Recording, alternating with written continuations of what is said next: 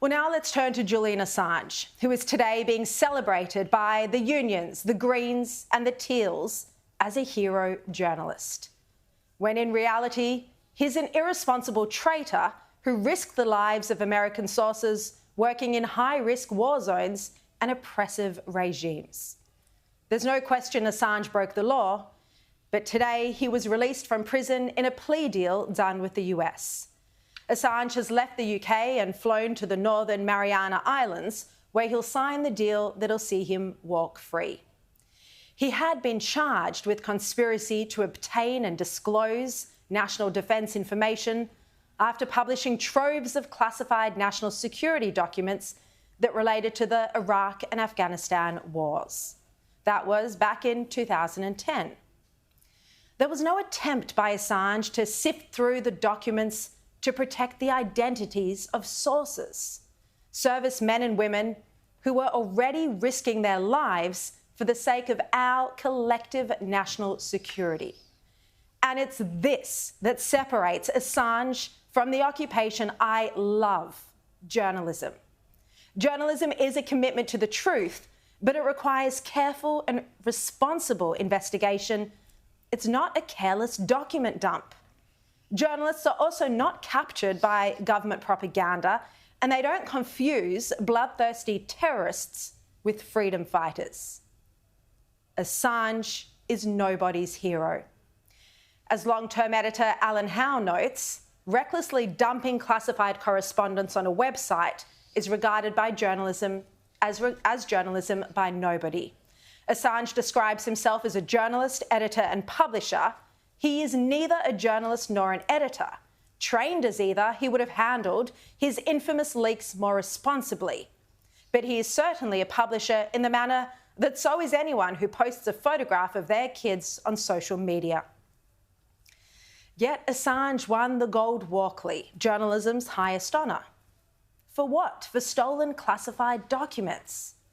When he was on the run from the US, he was accused of being captured by the Kremlin. He even became a propaganda tool for Putin. Assange had a show on the Kremlin-controlled Russian state television where his first guest was a leader of the Jew-hating terror group Hezbollah. Assange described this terrorist as a freedom fighter, and it was hardly a tough interview. The Guardian reported at the time that the questions were clearly agreed in advance. Some were softball, others fawning, with Nasrallah's answers unchallenged. And The Guardian, a left-leaning publication, by the way, strongly criticised Assange over this. They wrote, "The mystery is why Assange should agree to become a pawn in the Kremlin's global information war. It seems extraordinary that Assange, described by RT, that's Russian television, as the world's most famous whistleblower, should team up with an opaque regime where investigative journalists are shot dead and human rights activists kidnapped and executed, especially in Chechnya and other southern Muslim republics. Strange and obscene." That's The Guardian. Assange's values are compromised, confused, and his journalism, if you can call it that and I don't, is closer to anti-Western propaganda than genuinely investigative. Despite his history, there's now a bipartisan view that he's done his time, and he probably has. And thanks to the plea deal with the US, he'll now walk free. Unsurprisingly, the Greens and the radical left were celebrating today.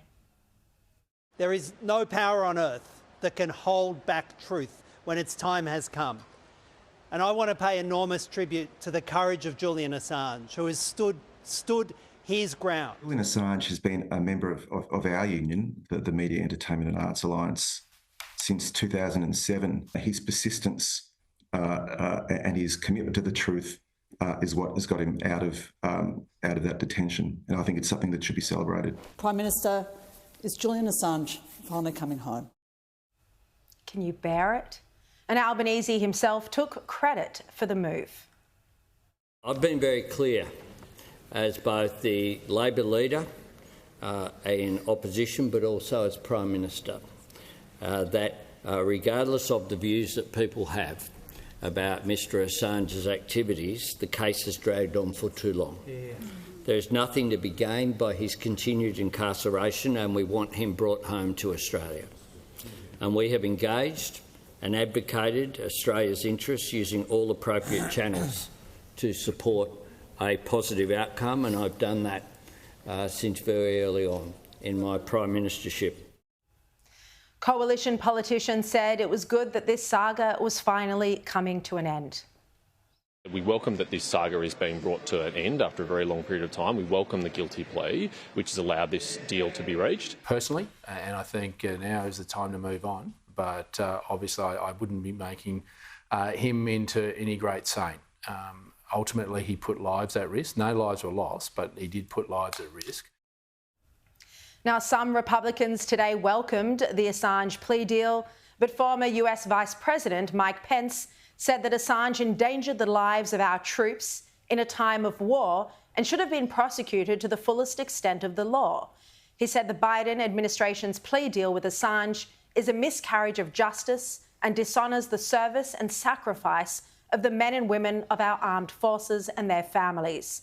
There should be no plea deals to avoid prison for anyone that endangers the security of our military or the national security of the United States, ever.